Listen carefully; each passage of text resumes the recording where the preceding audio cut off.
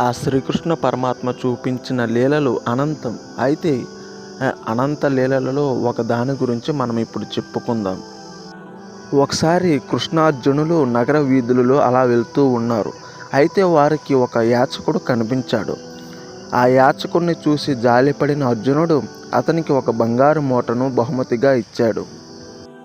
దానికి ఎంతో సంతోషించిన ఆ యాచకుడు ఆ బంగారు నాణేలు కలిగిన మూటను తీసుకుని అర్జునుడికి కృతజ్ఞతలు తెలిపి వెళుతుండగా మార్గ మధ్యలో ఒక దొంగ ఆ నాణేలను దోచుకున్నాడు.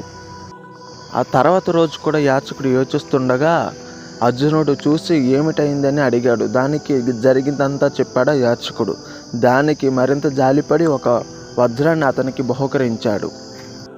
అయితే ఈసారి ఆ యాచకుడు ఆ వజ్రాన్ని చాలా జాగ్రత్తగా ఇంటికి తీసుకువెళ్ళి ఒక కుండలో భద్రపరిచాడు. అయితే అది తెలియని అతని భార్య కుండను తీసుకెళ్లి నదిలో నీటి కోసం లోపల పెట్టగా ఆ వజ్రం అందులో పడి ఆ నదిలో కొట్టుకుపోయింది.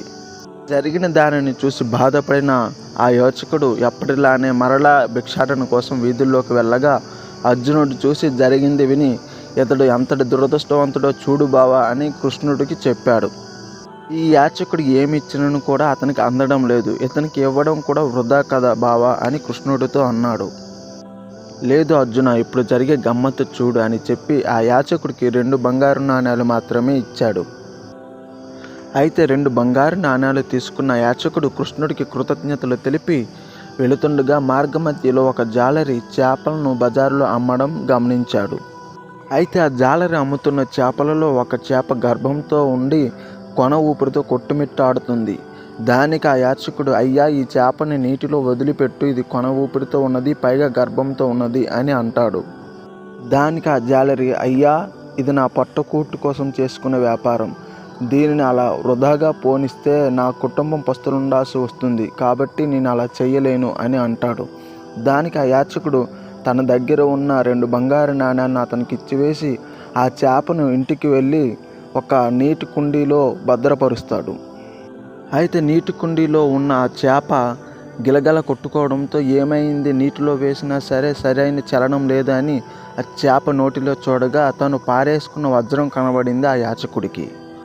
అది చూసిన యాచకుడికి ఆనందానికి హద్దులు లేకుండా పోయింది. అతను నా వస్తువు తిరిగి నాకే దక్కింది అని బిగ్గరగా అరవసాగాడు.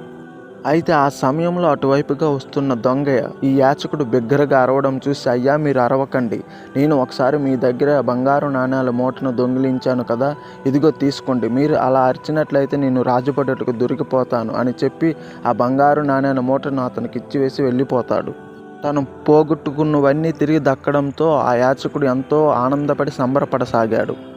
అయితే ఇదంతా గమనిస్తున్న అర్జునుడు కృష్ణుడితో ఇలా అన్నాడు, ఓ శ్రీకృష్ణ పరమాత్మ, ఇది ఎలా సాధ్యపడింది అని అడగగా శ్రీకృష్ణ పరమాత్మ ఇలా చెప్పాడు, అర్జున, మొదటగా తనకు లభించిన బంగారు నాణేలు కానీ వజ్రం కానీ తన సొంత అవసరాలకు తీర్చుకోవాలనుకున్నాడు. కానీ తర్వాత తనకు లభించిన 2 బంగారు నాణేలతో ఇతరుల అవసరాలను తీర్చాడు. దీనివల్ల అతని కష్టం నేను పంచుకున్నాను అని చెప్పాడు. ఎవరైతే ఇతరుల కష్టాలను పంచుకుంటారో వారి కష్టాలను స్వయంగా నేనే పంచుకుంటాను, అతనికి దక్కాల్సినవి దక్కేటట్టు చేస్తాను అని చెప్పాడు. ఇలా శ్రీకృష్ణుడు చూపించిన దారిలోనే మనం కూడా నడుచుకుందామని భావిస్తూ జై శ్రీరామ్.